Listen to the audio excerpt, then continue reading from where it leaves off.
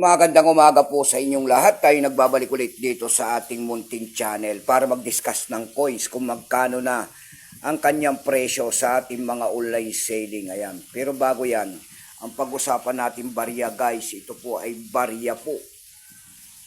Ayan. Barya po ng Pilipinas. Ayan. Ni Lapu-Lapu po, 1 centavos. 1 centimos. Ayan. Nakapalog po yan sa bagong lipunan series. Ayan, tignan natin ang kanyang presyo. Napakaganda pang coins yan. Ayan, kaya nalagay natin sa coins capsule. Baka madali kasi masira. Aluminum kasi yan, guys.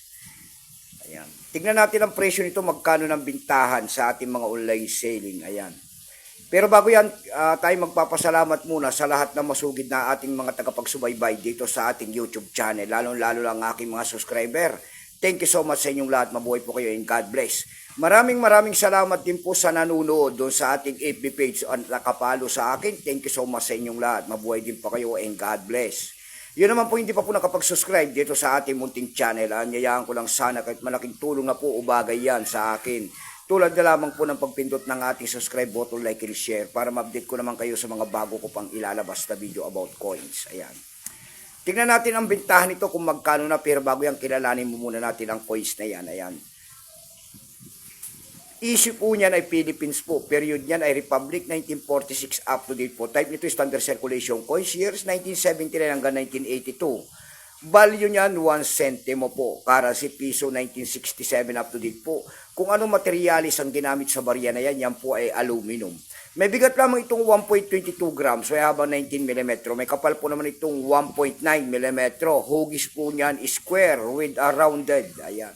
Corners. Orientation niyan ay middle alignment. Itinigil naman ang paggamit sa barya na yan ng Pilipinas on January 2, 1998. Number M-7833. Reference number KM-224. Tatlong klase po ang inilabas sa barya na ito, year 1981. Year 1981 po yan. May FM proof dyan kung tawagin nila at saka special uncirculated. Pero ito po ay BSP, year 1981, 36%. Kung ilang piraso po ang ginawa sa barya na yan ng Pilipinas, ito po ay 33,391,000 piraso po. Ayan, may presyo na rin po yan doon sa ating lumista. Binigyan na po ng presyo ng ating mga kolektor. Yung kanyang extra pen po kung tawagin nila ay nagkakahalaga na po yan ng 31 pesos. Yung kanyang almost uncirculated naman ay 41 pesos. Dako tayo sa kanyang mga presyo. Ayan. Sa pinakahihintay natin topic, ang presyo po.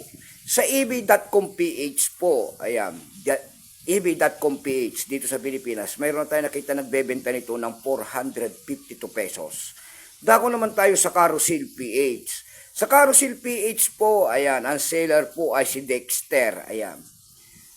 Dexter po ang seller sa Carousel PH. Binibenta niya ng 5,000 pesos yung year 1981 niya. Meron naman tayo nakita nagbebenta nito ng 80 pesos doon. Yung pinakamababa po ay 40 pesos per piece. Ayan lamang po ang ating may babaging kanyang presyo po. Keep safe po sa lahat and God bless.